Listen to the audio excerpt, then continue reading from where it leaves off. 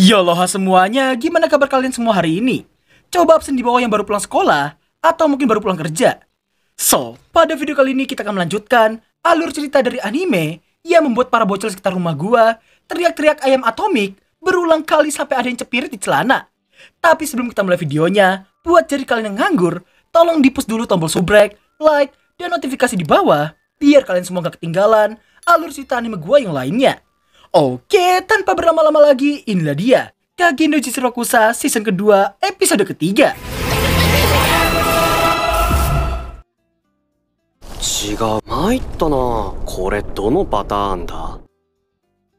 Scene melanjutkan dari apa yang dilakukan oleh Shadow terhadap Crimson sebelumnya, di mana sehabis ulti tanpa berkombo Ria, Shadow yang merasa bos terakhir gak ada di sana, ia pun memutuskan buat ngeluting emas lagi sebelum balik ke penginapan. Namun tanpa ia sadari, nampaklah jantung Ratu Dara yang bergerak di balik tebalnya kepulan asap di sana. Beberapa saat setelah Shadow pergi, nampaklah Claire dan Mary yang baru aja sampai di puncak menara.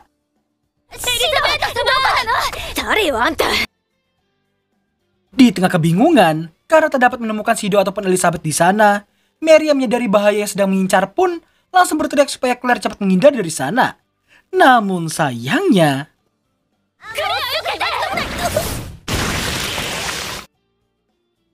sontak Mary pun terkejut karena Claire yang baru aja tertusuk oleh sebuah entitas bunga bertentakel yang ketika kelopak bunganya terbuka, ternyata sosok misterius di dalamnya itu gak lain adalah ratunya.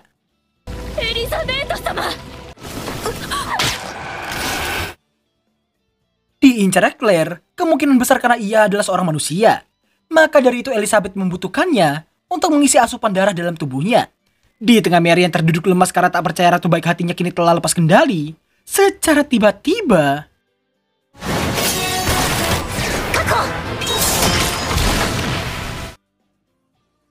meski terlambat, namun untungnya mereka berhasil mengamankan Claire dari genggamannya Elizabeth. Beta kemudian menanyakan kondisinya Claire, yang mana ternyata Claire masihlah hidup. Namun 664 merasa pertolongan pertama saja takkan cukup untuk menyembuhkannya. Meski ingin segera kabur dari sana, tapi Beta yakin monster di hadapan mereka saat ini takkan membiarkannya begitu aja. Melihat tuan mereka yang belum sampai, Beta menduga tuannya itu ada urusan penting yang harus didahulukan. Maka dari itu tugas mereka saat ini ialah menahan Elizabeth sampai tuan mereka tiba di sana. Beta sendiri juga tak akan memaafkan sosok yang hampir aja merenggut nyawa kakak tuannya. Dirinya kemudian memberi tugas pada 664 untuk fokus menyembuhkan Claire, sedangkan 665 dan juga 666 diminta buat membantunya.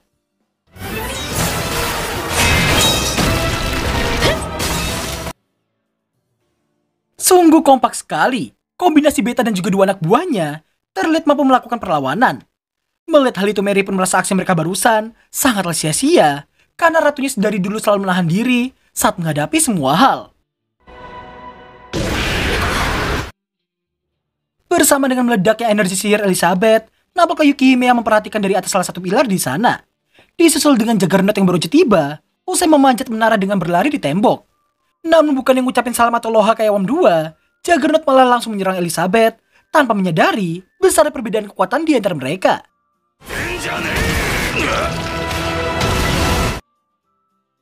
Setelah dilempar begitu, Juggernaut dan Yukihime masih sempat-sempatnya bertengkar di tengah situasi yang semakin mencekam seperti itu.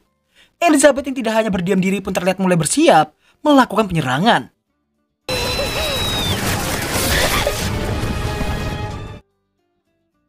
Sungguh edan sekali. Serangan hujan jarum darah barusan mampu memberikan damage serius tidak hanya pada Juggernaut, melainkan juga pada Beta yang terlihat terluka cukup parah. Beta yang khawatir pada Claire dan semua anak buahnya pun merasa lega di saat melihat mereka semua, ia masih bernapas. Setelah menganalisa situasi yang ada, Beta pun terkejut karena darah yang dihisap oleh Elizabeth tidak hanya mampu menyembuhkan dirinya sendiri, tapi juga membuatnya jadi semakin overpower. Beta kemudian minta 666 untuk kabur membawa Claire bersama dengannya. Namun di saat ia yang berniat menahan monster itu, secara tiba-tiba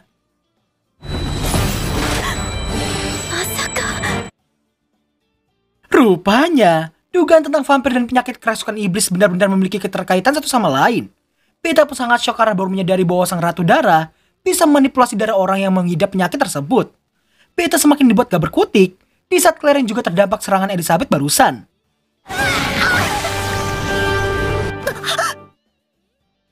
Sebagai Claire di ruang UKS klasik yang biasa dijumpai di bumi, nampaklah dia yang langsung disambut oleh Aurora yang sedang bercosplay menjadi seorang perawat. Aurora pun memberitahukan orang itu telah menyembuhkan penyakit kerasukan iblis Claire sudah sejak lama. Sembari melihat fotonya yang sedang disembuhkan oleh seseorang, Claire pun menanyakan siapakah orang yang dimaksudkan itu. Aurora pun hanya memberitahukan Claire sendirilah yang paling tahu siapakah orang itu. Singkat cerita, karena sifat keras kepala Claire tidak mau mendengar ucapan orang lain, mau gak mau Aurora harus menjelaskan beberapa analogi, mulai dari teori Darwin, sampai dengan adaptasi manusia dari zaman ke zaman. Namun di saat Aurora yang baru aja membahas tentang darah Claire yang mengamuk, suara bel sekolah memberi isyarat bahwa waktu mereka telah habis. Tanpa perlu menjawab pertanyaan Claire lagi, Aurora terlihat memberikan formula sihir yang katanya bisa memberikan tutorial pengontrolan kekuatan dahsyat yang ada di dalam tubuh Claire. Sebelum mengakhiri perbincangan, Claire pun menanyakan alasan kenapa Aurora mau membantu dirinya.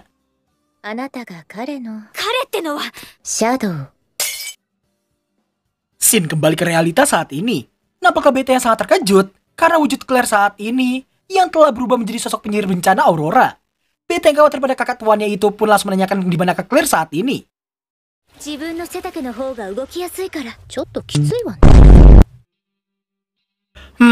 Ini membuktikan bahwa bebannya Claire itu sebenarnya adalah tipe Honkadonka, tapi tertutup oleh kain. Setelah itu, adu mekanik antara makhluk overpower pun tak dapat terhindarkan.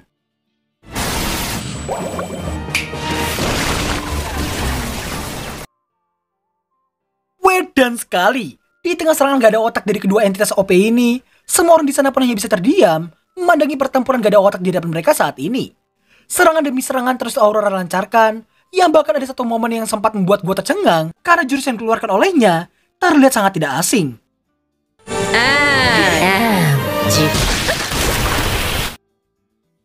Sayang sekali, tubuh fisik Claire saat ini belum sanggup mengeluarkan ulti I am the all range atomicnya Shadow. Melihat apa yang mau dilakukan oleh Aurora barusan, sontak Beta pun langsung amuk-amukan karena ulti tuannya barusan mau dikopas olehnya. Di lain sisi, meski tadi Elizabeth telah terkena cukup banyak damage, namun sayang hal itu dapat langsung disembuhkan cuma dalam hitungan detik saja. Beta yang panik pun langsung ditenangkan sama Aurora karena tugasnya tadi hanyalah mengulur waktu sampai orang itu tiba di sana.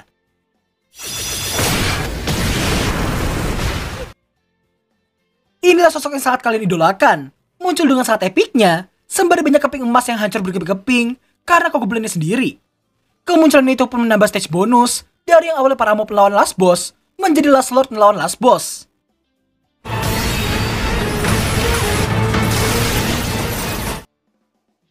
Melihat adu mekanik antar dua entitas OP itu, jelas saja buat Mary dan yang lain hanya bisa terdiam kagum. Namun di tengah itu semua Beta merasa penasaran, kenapa Tuan lebih memilih meladeni adu mekanik jarak jauh seperti itu? Karena seharusnya Tuan itu bisa mengalahkan musuhnya dengan sangat ezetnya.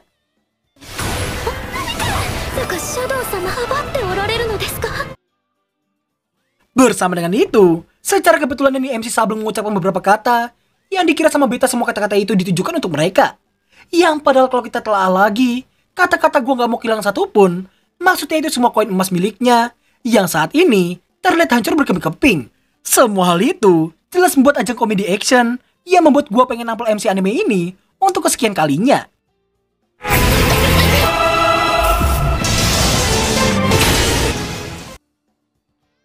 Sontak pertempuran itu pun membuat 664 mengagumi betapa hebat tuan mereka saat ini.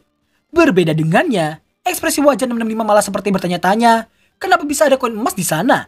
Di lain sisi, Juggernaut hanya bisa mempertanyakan tutorial terbang kayak gitu. Sedangkan Yukihime merasa tertarik dengan betapa hebatnya aksi Shadow saat ini.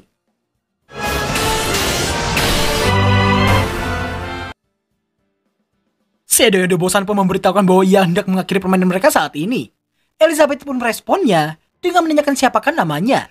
Tanpa memberitahukan namanya, akhirnya Lord of the Lord Shadow sama kita ini akan mengeluarkan ultinya.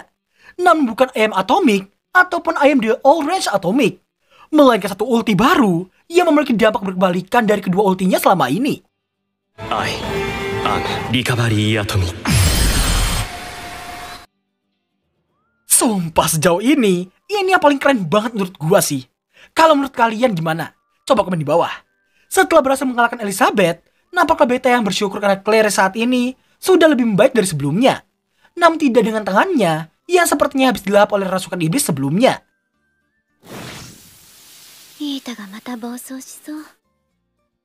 Shin berpindah memperlihatkan Juggernaut yang merasa tertarik sekaligus tertantang untuk beradu mekanik melawan anggota Shadow Garden.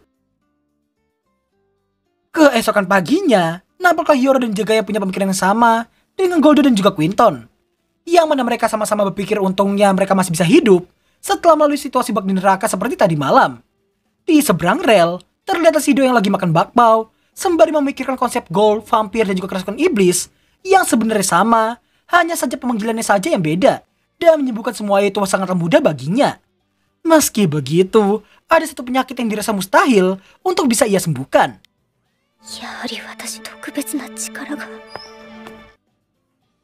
Penderitaan kakaknya malah dikira penyakit Chunibyo oleh adiknya sendiri dong. Buat yang gak tahu Chunibyo, simpelnya itu Kang Halu yang ngehalu bisa punya kekuatan OP yang tersegel di dalam tubuhnya sendiri.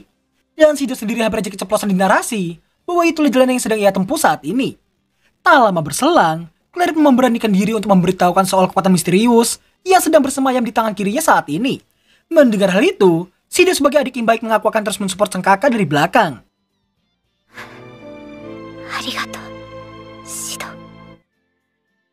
Sepanjang perjalanan, Claire nampak bertanya apakah Shido mengetahui sesuatu soal Shadow. Shido yang mengaku tidak tahu apapun selain Shadow adalah dalang di balik sekolah mereka yang terbakar, jelas membuat Claire terdiam dan tidak jadi membahas soal hal itu. Meski semua telah beres, namun karena keterbatasan objek kecil seperti koin emasnya, recovery atomik miliknya itu ternyata belum cukup mampu untuk membalikan 3.000 koin emas yang telah ia looting dari ruang harta sebelumnya. Shido pun berakhir hanya bisa membawa 500 koin emas saja, yang katanya setara dengan 50 juta zeni. Merasa jumlah segitu belum cukup, Shido berniat mampir ke dua menara yang tersisa di kota tanpa hukum.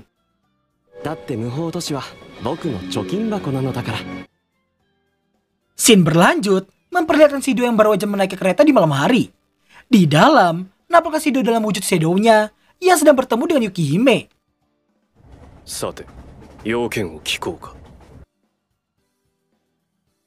Dan berakhirlah alur cerita anime Shadow Garden season kedua episode ketiga.